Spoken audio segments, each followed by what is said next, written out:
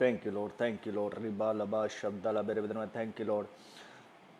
एक बार फिर से प्रभु यीशु मसीह ने एक बार फिर से मौका दिया है इस प्रकार इकट्ठे होकर ऑनलाइन प्रभु का वचन में से बांटने के लिए। खुदा का मैं धन्यवाद देता हूं प्रभु यीशु मसीह का, और आप सबका स्वागत करता हूं। मैं अपना पेज के ऊपर बिब्लिकल स्टडी और अपना सेवकाई में आपका स्वागत करता हूं। यीशु बुलाता तुम्हें, जीसस कॉल यू मिनिस्ट्री में मैं आपका स्वागत करता हूं। प्रभु आपका बहुतायत से आशीष दे और खुदा आपके ऊपर कृपा करे और अपना दूसरा आगमन के लिए तैयार करे।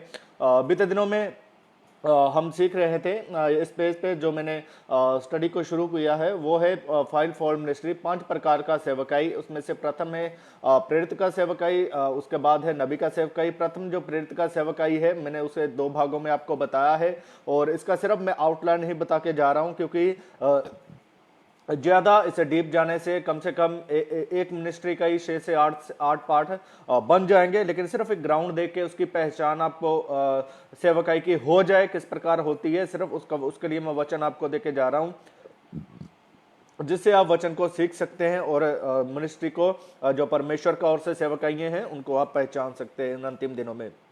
तो आइए जल्दी से हम अपना पार्ट 2 जो प्रॉफिट का सेवकाई हम सीख रहे थे उसका पार्ट 2 आज हम देखेंगे।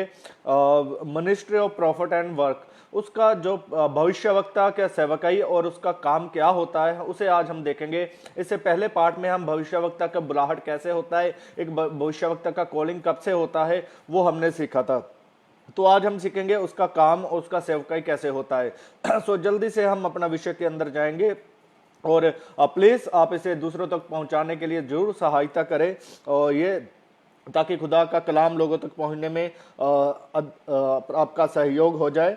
देखिए आज दुनिया के अलग अलग हिस्सों में प्रॉफिट हमें मिलते हैं। हमारा मोस्ट इंडिया में भी बहुत है, अफ्रीका में, अमेरिका में, हर जगह हमें प्रॉफिट नबी जो सेवकाई देखने के लिए मिलती है। और इसके विषय में काफ़ी सवाल हैं। कुछ लोग कहते हैं कि ये ओल्ड टेस्टमेंट में सेवकाई था, न्यू टेस्टमेंट में नहीं है। कुछ लोग बोलते हैं कि जो ओल्ड टेस्टमेंट के नबी था वो अलग थे, नए टेस्टमेंट का नबी जो सेवकाई वो अलग है। और कुछ लोग बोलते हैं कि जो नबी होता है उसके चर्च बहुत बड़े बड़े होते हैं, जो बोलता है, कुछ बोलते हैं कि नबी का चर्च होता ही नहीं है। आइए आज हम वचन में से देखेंगे। सबसे पहले क्या एक नबी का चर्च होता है, एक प्रॉफिट का चर्च होता है, क्या नबी का कलीसिया होता है? सबसे पहले हम वचन में से इस बात को देखेंगे कि नबी का कलीसिया होता है। उसके लिए मैं आपसे बात करने के लिए चाहता हूं, चाहे अमेरिका है, चाहे अफ्रीका है, चाहे यूरोप है, चाहे इंडिया है, भारत है, कोई भी कंट्री है, कोई भी पास्टर हमें कुछ सिखा रहा है, हम या किसी का सेवकाई है, हम उसका सेवकाई, उसका एक्सपीरियंस है, ये नहीं बोल सकते कि सेवकाई का नबी का चर्च हो सकता है या नहीं हो सकता। हमें वचन में से देखना होगा, चाहे वो कितना ही बड़ा प्रॉफिट है,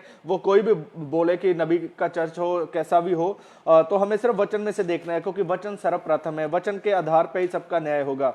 तो आइए हम जल्दी से देखेंगे, पहला वचन के ऊपर जाएंगे कि नबी का चर्च होता है या नहीं होता है।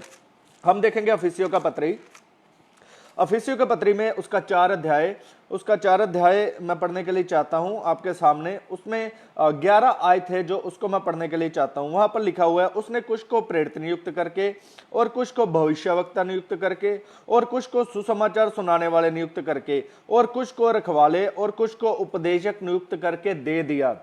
देखिए यहाँ पर जब हमें पता लगता है, हमें 5 प्रकार का सेवकाई यीशु मसीह कहते हैं हमें दिया है। प्रेरित पौलुस हमें इससे हमें इस सेवकाई के विषय में प्रेरित पौलुस बताता है। तो यहाँ पर प्रेरित पौलुस कहता है कि इनको कुछ को सुसमाचार सुनाने वाले नियुक्त करके दे दिया। यहाँ पर एक शब्द है दे दिया। किसको दे दिया? ये जो 5 प्रकार के सेवकाई है ये किसको दे दिया? ये कलीसिया को दे दिया। चाहे नबी है, चाहे रखवाला है, चाहे एवेंजलिस्ट है, चाहे जो भी है, उसका चर्च होता है, उसका चर्च होता है। चाहे उसके पास 20 बंदे हों, चाहे उसके पास 10,000 बंदे हो। नबी होने से ये नहीं उसके पास 1 लाख बंदा हो, 50,000, 10,000 हो तो शायद वो ही आपको लगे कि नबी है। ऐसा बात नहीं है कि नबी के पास ज्यादा बंदे हो, उसके चर्च में बहुत भीड़ हो, वो नबी है। तो ऐसा बात नहीं है। नबी हो वो परमेश्वर की ओर से, उसकी पहचान हम करेंगे, चाहे उसके पास 10 बंदे हो, चाहे 20 हो, चाहे 30 हो, चाहे 10 लाख हो। इससे नबी का सेवकाई में चर्च जरूर होता है। नबी दूसरा नंबर है जो उसके पास जरूरी नहीं है कि बहुत बड़ा भीड़ हो। इसके लिए हम वचन में से भी देखेंगे, क्योंकि आज लोग सोचते हैं कि नबी होने के कारण बहुत बड़ा भीड़ होने के द्वारा वो ही नबी है, लेकिन ऐसा कुछ नहीं है। देखिए ये सारी सेवकाई जब हम नीचे पढ़ते हैं 12 से लेके 16 तक पढ़ते हैं, जब 16 में लिखा है जिससे सारी दे हर एक जोड़ की सहायता के साथ मिलकर एक साथ गठकर। देखिए यहाँ पर सारी दे किसको बोला गया है, कलीसिया को बोला गया है। तो इसलिए नबी का जो एक चर्च होता है, चाहे वो 50 लोग हों उसके पास, चाहे 50,000 हो, एक नबी के पास जरूर चर्च होता है। दूसरा है जो नंबर 2 जो बात है वो ये है, एक पास्टर होता है। आज एक पास्टर के पास भी किसी के पास 30 लोग हैं, किसी के पास 50 हैं, किसी के पास 200 हैं, किसी के पास 500 हैं। तो इसका मतलब जिसके पास 30 है वो पास्टर नहीं है, वो रखवाला नहीं है, ऐसा हम बोलकर वचन को झुटला नहीं सकते। सो इसलिए हमें वचन नबी का पहचान करना है, उसकी बातों को पहचान करना है, उसको बोलने का पहचान करना, उसका सेवकाई को पहचान करना। आइए हम धीरे धीरे सीखेंगे कि नबी का सेवकाई क्या होता है, नबी किस प्रकार सेवकाई करता है। लेकिन उससे पहले नबी को किस किस नाम से बुलाया जाता था, नेम ऑफ प्रॉफिट, जो बाइबल में नबी को किस किस नाम से बुलाया जाता था, उससे पहले मैं नबी के नाम आपके सामने रखने के लिए चाहता हूं। जो सबसे प्रथम नबी का नाम है वो मैं आपके सामने रखने के लिए चाहता हूं। पहला शमूएल का किताब,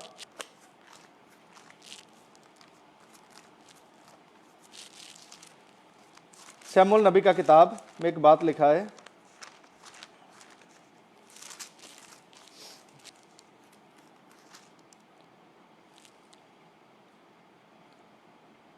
पहला शमूएल उसका 2 उसका 27 आयत में इस प्रकार लिखा हुआ है, तब परमेश्वर का एक जन एली के पास जाकर उससे कहने लगा, यहोवा यूं कहता है। यहां पर जो हम आगे पढ़ते हैं, पीछे से पढ़ेंगे, यहां पर आपको लिखे पढ़ने के लिए मिलेगा कि ये किस विषय की बात हो रही है। तो सबसे पहले जो नंबर प्रथम है उसे परमेश्वर का जन कहते हैं, यानी कि इंग्लिश में जो यहां पर लिखा हुआ है वो है मैन ऑफ गॉड।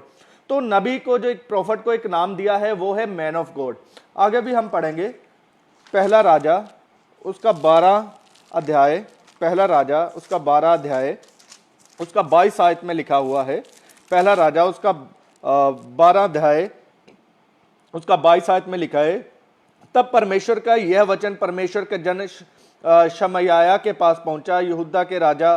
देखिए यहां पर लिखा तब परमेश्वर का यह परमेश्वर के जन के पास पहुंचा। इंग्लिश में यहां पर है मैन ऑफ गॉड। तो जो सर्वप्रथम बात है, परमेश्वर का जो नबी है उसे बाइबल में मैन ऑफ गॉड भी बोला जाता है। अगर आज किसी नबी को मैन ऑफ गॉड बोला जाता है तो इसमें कोई बुराई नहीं है। बहुत लोग आज विरोधता कर रहे हैं कि मैन ऑफ गॉड लगा लिया अपने आगे, ये लगा लिया। देखिए हम भी तो लगाते हैं ना, सर्वेंट ऑफ गॉड, प्रभु का दास। तो इस बातों से हम वाद विवाद नहीं कर सकते कि वो मैन ऑफ गॉड जो नाम है वो नबी को दिया गया है बाइबल में। इसलिए मैं सिर्फ बाइबल के साथ हूं, मैं किसी के साथ नहीं हूं। इसलिए हमें यह समझना है। दूसरा नंबर है जो बाइबल में नाम दिया गया है वो है दर्शी। दर्शी का नाम बाइबल में दिया गया है एक नबी को, पहला शमूएल। हाँ, अगर हम किसी बात को ट्रेंड बना लेते हैं तो वो गलत है, किसी बात को उपदेश बना लेते हैं वो हमारे लिए गलत है, जब हम एक बात को उपदेश बनाकर सिखाते हैं। देखिए हम पढ़ते हैं पहला शमूएल उसका 9 अध्याय उसका 9 आयत में इस प्रकार लिखा है, पूर्व काल में तो इज़राइल में जब कोई परमेश्वर से प्रश्न करने जाता तब ऐसा कहता था, चलो हम दर्शी के पास चलें, क्योंकि जो आजकल नबी कहलाता है वह पूर्व काल में दर्शी कहलाता था। देखिए एक नबी को जो दूसरा नंबर नाम दिया गया है वो है दर्शी। दर्शी जो नाम है वो भी जो है प्रॉफिट को दिया गया है। उसके बाद एक और आयत को पढ़ेंगे, दूसरा शमूएल उसका 24 अध्याय, दूसरा शमूएल उसका 24 अध्याय उसका 11 आयत में एक बात लिखा हुआ है, सवेरे जब दाऊद उठा तब यहोवा का यह वचन गाद नामक नबी के पास जो दाऊद का दर्शी था पहुंचा। देखिए यहां पर भी हमें जो नबी का नाम है वो एक दर्शी करके मिलता है। दूसरा जो नाम है नबी का वो है दर्शी। उसके बाद एक आयत को पढ़ने के लिए मैं चाहता हूं, वो है निर्गमन का किताब उसका 7 अध्याय उसका 1 आयत। तब यहोवा ने मूसा से कहा, सुन मैं तुझे फिरौन के लिए परमेश्वर सा ठहराता हूं और तेरा भाई हारून तेरा नबी ठहरेगा। देखिए बाइबल में 3 नाम नबी को मोस्टली दिए हुए हैं, मेनली 3 नाम दिए होंगे। सबसे पहले है मैन ऑफ गॉड, उसके बाद परमेश्वर का जन, उसके बाद है दर्शी, नंबर 3 है नबी। ये अलग अलग नाम जो है एक प्रॉफिट को दिए गए हैं। दूसरा जो सबसे प्रथम बात है, मैंने आपको बोला था कि नबी का चर्च होता है, चाहे 50 लोग हों, चाहे 20,000 हो, चाहे 10,000 हो, चाहे 100 हो। सो दूसरा जो एक बात है कि आज का डेट में न्यू टेस्टमेंट में ये नबी का सेवकाई इफिसियों 4:11 में लिखा है। जो लोग कहते हैं कि ये पुराना नियम का सेवकाई है, नया नियम में नहीं है, तो उनको मैं कहने के लिए चाहता हूं ये न्यू टेस्टमेंट का सेवकाई है। पांच प्रकार का सेवकाई में से नंबर 2 का सेवकाई है, जिसे प्रेरित पौलुस कहता है प्रेरित और भविष्यवक्ता की नींव पर, जिसका कोने का पत्थर स्वयं यीशु मसीह है।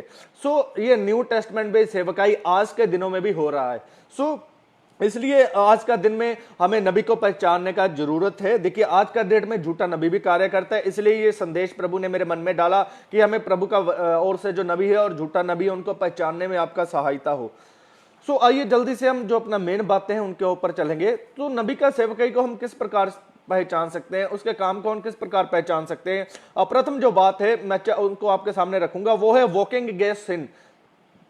पाप के विरुद्ध चलता है। जो नबी होता है वो पाप के विरुद्ध चलता है, वॉकिंग अगेंस्ट सिन।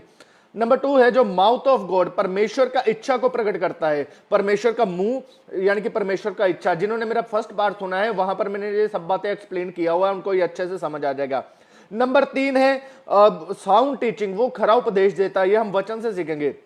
नंबर 4 वो है वार्निंग, चेतावनी देता है। ये 4 बातें एक नबी का सेवकाई में पाई जाती है, जिसे हम अलग अलग वचनों के द्वारा सीखेंगे। सबसे प्रथम है पाप के विरुद्ध नबी चलता है, उसके बाद है परमेश्वर की इच्छा को प्रकट करता है, उसके बाद वो उपदेश देता है, खरा उपदेश, उसके बाद वो चेतावनी देता है। ये 4 बातें एक नबी का सेवकाई में पाई जाती है। यदि ये 4 बातें एक नबी का सेवकाई में नहीं पाई जाती तो प्रियो मैं आपको कहने के लिए चाहता हूं आप प्लीज सावधान रहे, आप इमोशन और भावनाओं में ना बहक जाएं और कहीं ऐसा ना हो कि आप परमेश्वर का मार्ग से भटक जाएं और उसका जो झूठी सामत है उसमें बहक जाएं। जो लिखा हुआ है थिस्सलुनीके पत्री में, उस सामत के वो लोग उस सामत से प्रीति करेंगे जो नाश होने वाले हैं।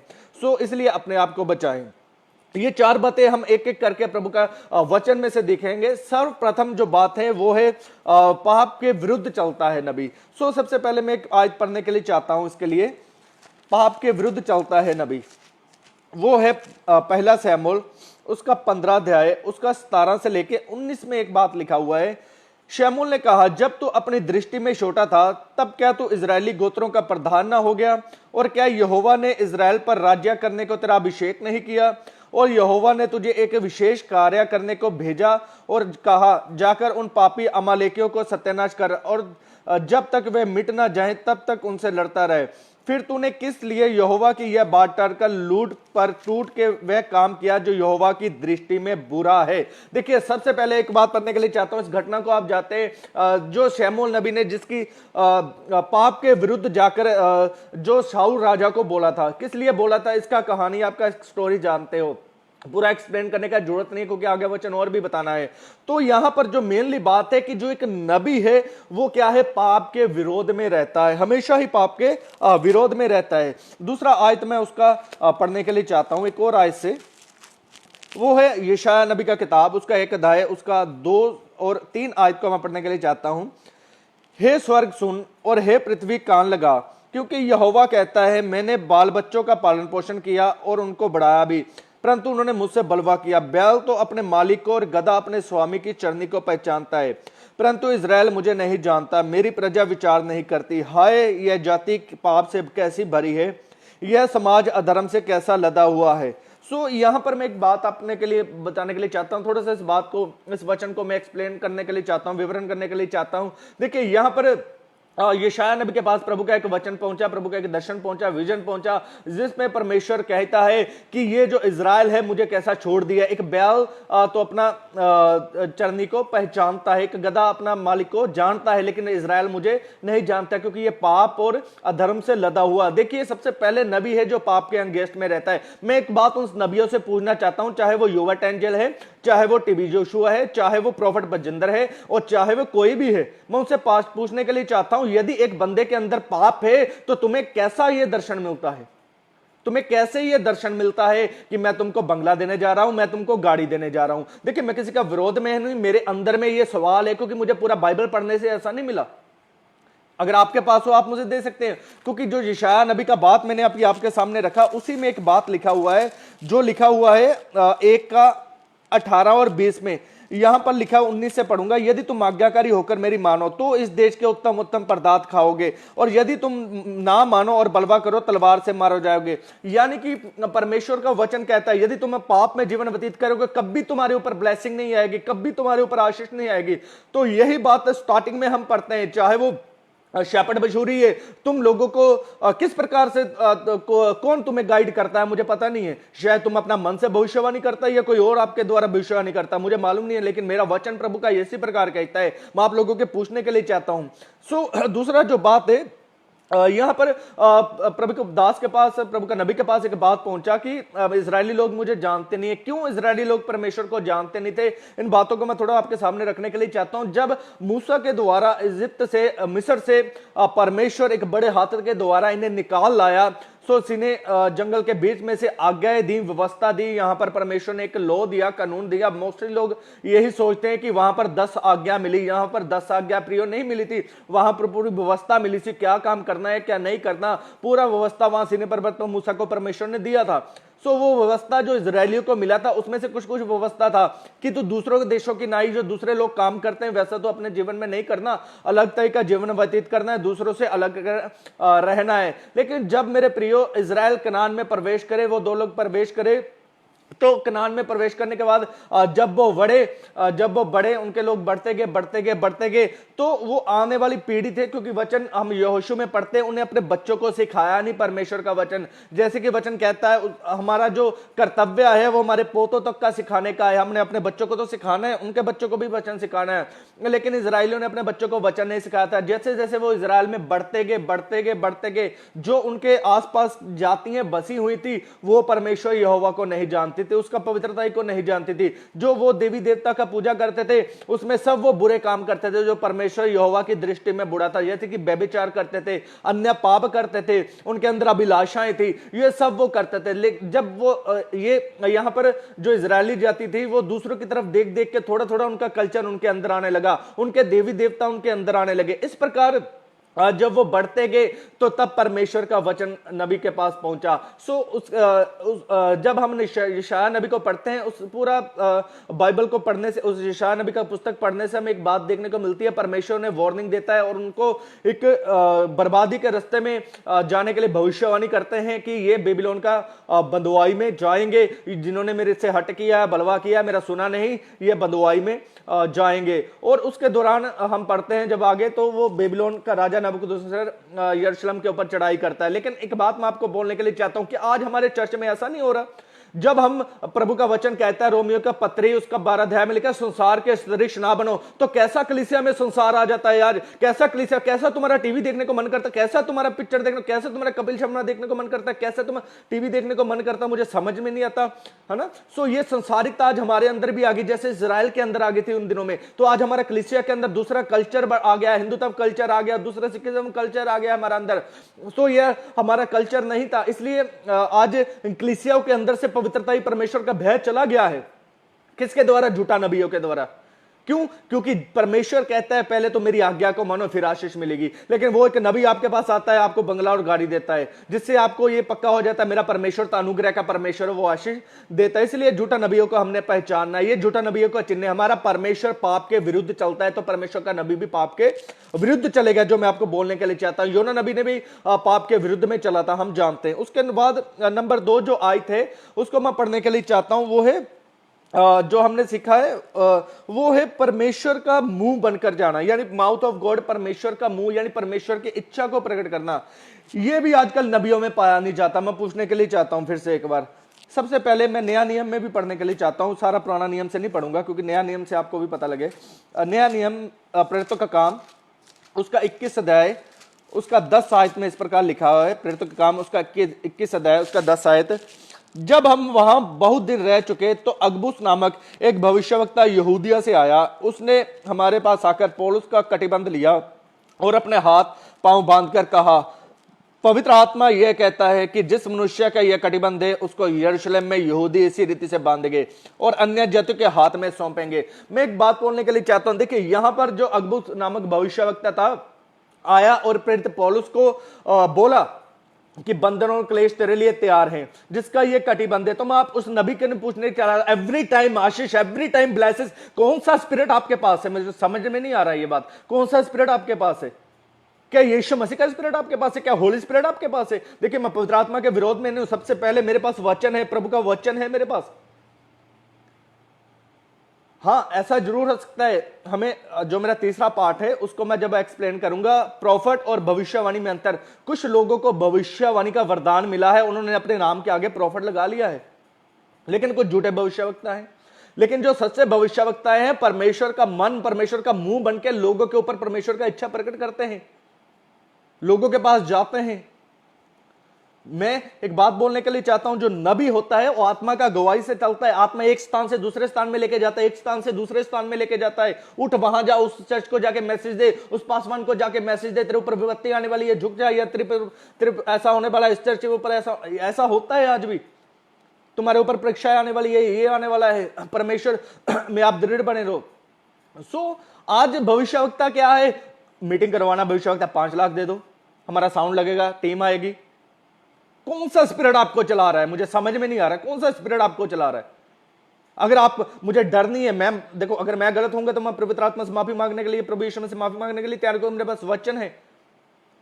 कहीं ऐसा ना हो आप दर्शन देखने के द्वारा, भविष्यवाणी करने के द्वारा अंत में प्रभु आपको बोल दे, हे कुकर्मियों दूर हो जाओ। आप अपने मन को जांचो, जितने भी नबी हो, क्या तुम किसी का रीस कर रहे हो? क्या तुम बेनीहीन का रीस कर रहे हो? क्या तुम किसी का रीस करके ऐसा टीचिंग दे रहे हो? बेनीहीन ने तो आज मान लिया कि पवित्र आत्मा को पैसा कमाना अच्छा नहीं लगता। मैं इतने दिनों से पैसा कमा रहा था, मैं बेनीहीन से फिर से पूछने वाला हूं कि बेनीहीन को इतने सालों में पवित्र आत्मा ने बताया नहीं मुझे ये काम अच्छे नहीं लगते तेरा पैसा कमाना। चेक योर स्पिरिट, अपना आत्मा को चेक करे। और दूसरा एक बात बोलने के लिए चाहता हूं, परमेश्वर ने हमें फ्री विल दिया है, इसलिए अपना आजादी को गुम ना करे, कमाई का साधन ना बनाए।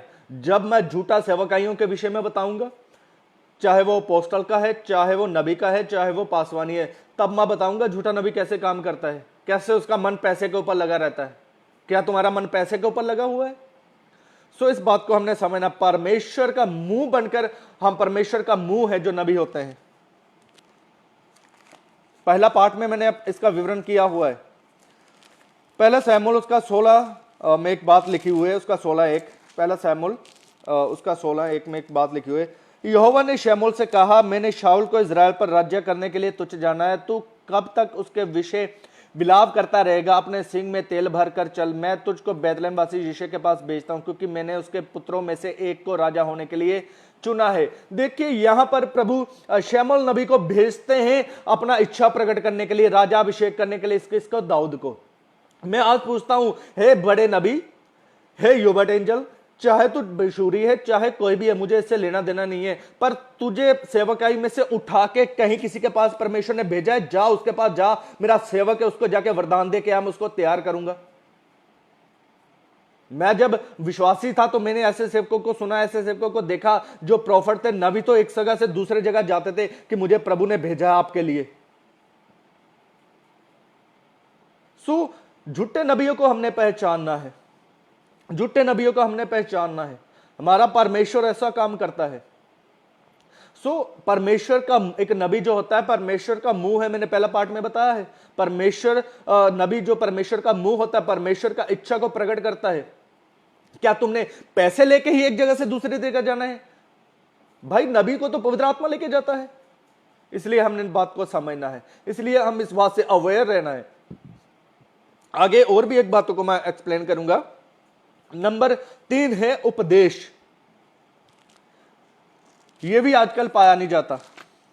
जो नबी ऐसे हैं, जो प्रॉफिट ऐसे हैं, मैं प्रभु का धन्यवाद देता हूं, ऐसे ही बने रहे और भी खुदा आपको ब्लेस करे। लेकिन जो ऐसा नहीं है, प्रभु का डंडा एक दिन तैयार है, प्रभु का न्याय होने के लिए तैयार है। मैं और तुम और जितना पृथ्वी के सेवक जा चुके हैं, जितना आने वाले, सबको एक दिन न्याय के सामने खड़ना। पतरस कहता है न्याय का आरंभ जो है, जो हमसे ही होगा। इसलिए हमने इन बातों को समझना है। दूसरा है उपदेश। नया नियम एक बात पढ़ने के लिए चाहता हूं। एक नबी का जो काम है वो है उपदेश देना। उसका प्रेरितों का काम, book of acts 15 chapter verse 32। प्रेरितों का काम 15 अध्याय उसका 32 आयत में इस प्रकार लिखा है, यहूदा और सिलास ने जो आप भी भविष्यवक्ता थे बहुत बातों से भाइयों को उपदेश देकर स्थिर किया। देखिए मैं एक बात बोलने के लिए, यहूदा और सिलास दोनों भविष्यवक्ता थे, दोनों ही प्रॉफिट थे, लेकिन क्या दे रहे थे? उपदेश। उपदेश देके लोगों को क्या कर रहे थे? वो सिखा रहे थे वचन से। आज एक प्रॉफिट, मैं प्रॉफिट हूं जी, मैं तो भविष्यवाणी करना है। किसने तेरे को बोल दिया तुझे भविष्यवाणी करना है? तेरा जो सेवकाई है वो टीचिंग का सेवकाई है, सुसमाचार का सेवकाई है, लोगों को उपदेश देना, ताड़ना देना है। इसलिए हमने इस बातों को समझना है। मैं एक बात बोलने के लिए चाहता हूं, आज बहुत से लोग हैं चिन्ह चमत्कार हो रहे हैं, बहुत जगह हो रहे हैं चिन्ह चमत्कार। देखिए जब हम प्रेरित पौलुस का सेवकाई पढ़ते हैं, जब प्रेरित पौलुस के विषय में पढ़ते हैं, प्रेरित पौलुस ने कितना स्ट्रगल किया। प्रेरित पौलुस जा जाकर अपने बारे में बताता था, हाँ मैं भी प्रभु का दास हूं, मैं भी प्रेरित हूं, मेरी सुन लो, मेरी मूर्खता सह लो, मेरी बात सह लो, मैं यीशु मसीह के दागों को अपनी देह में लिए फिरता हूं, मेरे पीछे चलो, मेरी सी चाल चलो। क्या ये वही प्रेरित पौलुस तो चिन्ह चमत्कार करता था, जिसके अंगोशे को से बीमार चंगे हो गए, जिसने दुष्ट आत्मा को निकाला, जिसने अद्भुत काम को किया, जिसने मुर्दों को जिंदा किया? ये वो प्रेरित पौलुस ने था। तो क्यों उपदेश के पीछे आ गया वो? ये हमारा पार्ट ऑफ मिनिस्ट्री है, ये मिनिस्ट्री का एक हिस्सा है, उपदेश देना, लोगों को स्थिर करना। यदि तुम किसी को स्थिर नहीं कर रहे तो प्रभु आपको एक दिन लेखा हिसाब लेगा, आपको अकाउंट देना पड़ेगा परमेश्वर को। चाहे वो कितना भी बड़ा सेवकाई है आपका, चाहे 1 लाख बंदा है आपका, परमेश्वर एक लाख में से एक बंदे का हिसाब लेगा तेरे से, एक बंदे का, एक रूह का हिसाब लेगा। क्योंकि बाइबल में लिखा हुआ है, एक भी रूह यदि बचता है, एक भी आत्मा यदि बचता है तो स्वर्ग में उसके लिए खुशियां मनाई जाती हैं। आप एक आत्मा के पीछे जाते नहीं हो, नबी जो है एक आत्मा के पीछे भी जाता है। यहां पर पूरा विवरण खोलकर बताने के लिए नहीं है, यदि मेरे पास समय होता, यदि तो मैं आपको जोर बताता कि नबी जो होता है वो एक बंदे के पास भी जाता है, प्रभु का आत्माओं से लेके जाता है। तुम तो भीड़ के पास जाते हो, 5,000 बंदा इकट्ठा कर लो, 10,000 बंदा इकट्ठा कर लो, पता है यदि थोड़े बंदे होंगे तो चमत्कार नहीं होगा। यही आपकी मानसिकता है ना, बंदे थोड़े होंगे तो चमत्कार कैसा होगा? जितने नए लोग आएंगे उतने चमत्कार होगा, जितने ज्यादा लोग होंगे उतनी भीड़ होंगी, उतनी भविष्यवाणी होंगी। यही आपकी सोच है ना, ये परमेश्वर का काम नहीं है। चेक योर स्पिरिट, अपना आत्मा को जांचे, चेक योर हार्ट, अपना दिल को जाने, अपना मन को जांचे। तुम्हारा मन सिद्ध है परमेश्वर के आगे, संपूर्ण है परमेश्वर, पैसे के ऊपर तो नहीं है तुम्हारा मन कहीं पर।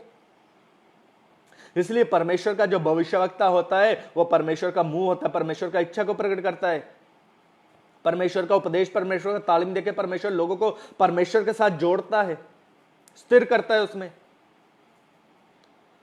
इसलिए इस बातों को समझना हमने। एक और बात को पढ़ने के लिए चाहता हूं उपदेश के विषय में, मैं पुराना नियम से, पहला राजा उसका 18 आयत में बहुत ही अच्छा बात है, और 18 उसका 30 में पढ़ने के लिए चाहता हूं। तब एलिया ने सब लोगों से कहा, मेरे निकट आओ, और सब लोग उसके निकट आए। तब उसने यहोवा की वेदी की जो गिराई गई थी मरम्मत किया। देखिए, तब उसने यहोवा की वेदी जो गिराई गई थी मरम्मत की। देखिए यहां पर मैं एक बात बोलने के लिए चाहता हूं, एलिया नबी ने क्या उस वेदी का मरम्मत किया। ये वेदी का मरम्मत किसको दर्शाता है? गलत शिक्षा की जो विरोधता है, उन लोगों को गलत शिक्षा के अगेंस्ट रहना एक नबी का काम है। वेदी का मुरम्मत करना यानी कि लोगों को उपदेश में रखना, तालीम में रखना, शिक्षा के ऊपर निर्भर करना। क्योंकि जब आप इसको घटना को पढ़ोगे, वहां पर आपको बाल और परमेश्वर का दास जो नबी था एलिया था, उसके बीच में आपको एक चैलेंज को आप यहां पर जो देखते हो।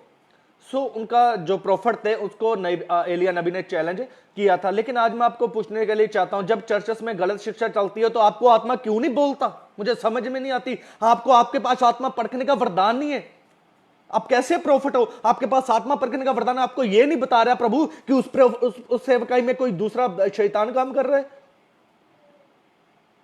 क्यों नहीं उसको जाके आप ठीक करते? मुझे समझ नहीं आता आप कैसे प्रॉफिट हो। आप किसने आपको बना दिया? क्या अपना मर्जी से बन गया? क्या प्रभु ने बनाया आपको?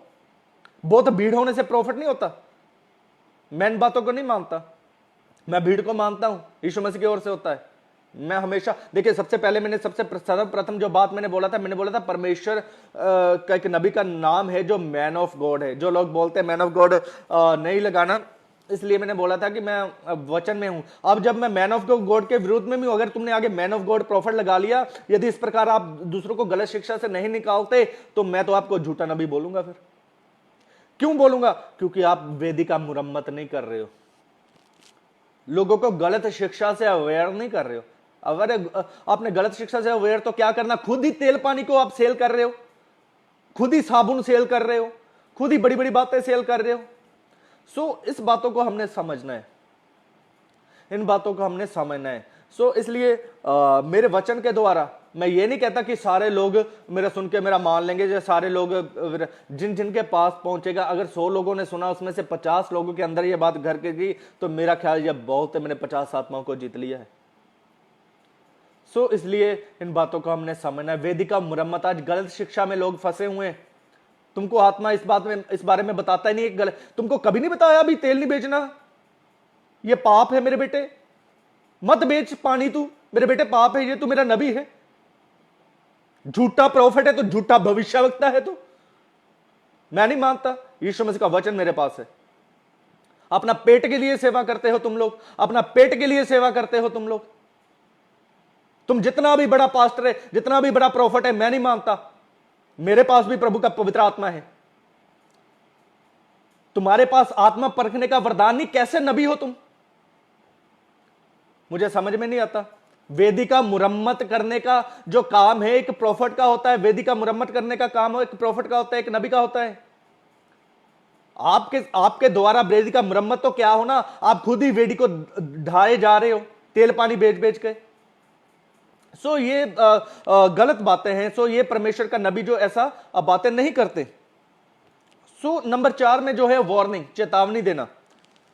3 बातें अब तक हमने देखी हैं कि पाप के विरुद्ध रहता है नबी, परमेश्वर का मुंह बनकर जाता है, उपदेश देता है, वेदी का मुरम्मत करता है, लोगों को स्थिर करता है, वार्निंग देता है, चेतावनी। ये भी नहीं है आजकल, ये भी नहीं, मुंह देखा ना, मेंटरशिप चला रहे हैं ऊपर से 30,000 50,000 दो।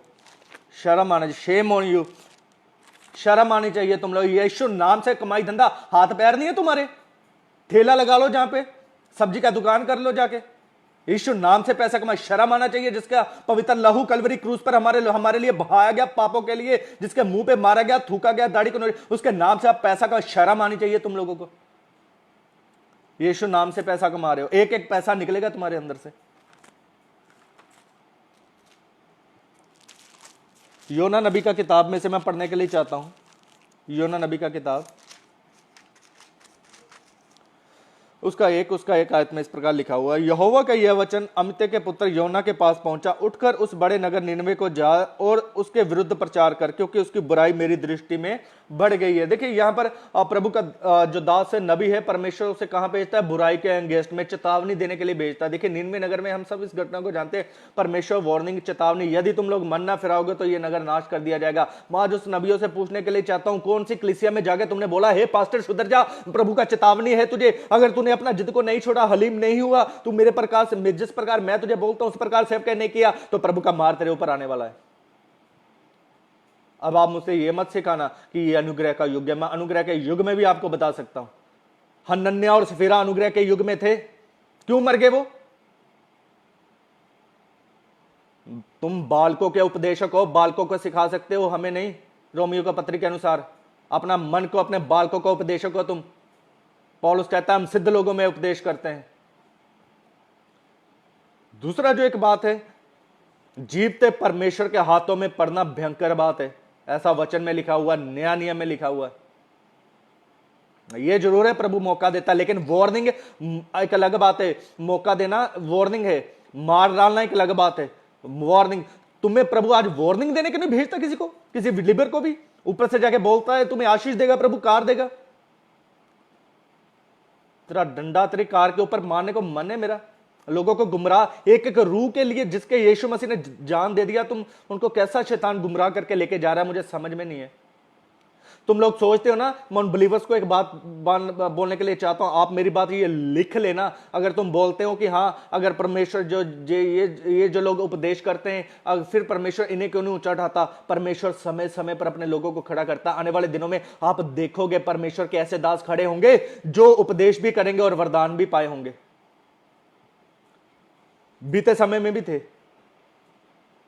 बीते बीते प्रभु जब जब जब जब वार्निंग देता है, जब जब परमेश्वर बीच बीच में अपने दासों को खड़े करता है, ऐसे को आप आगे भी देखोगे।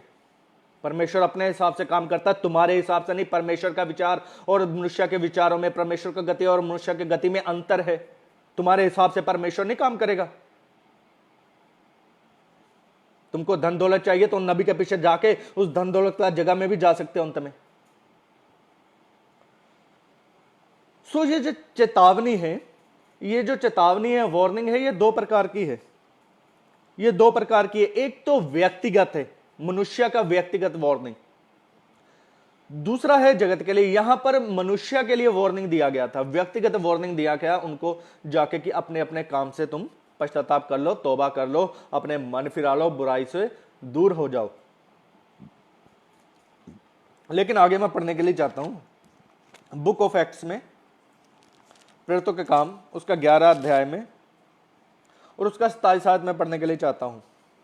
उन्हीं दिनों में कई भविष्यवक्ता यरूशलेम में अंताकिया आए।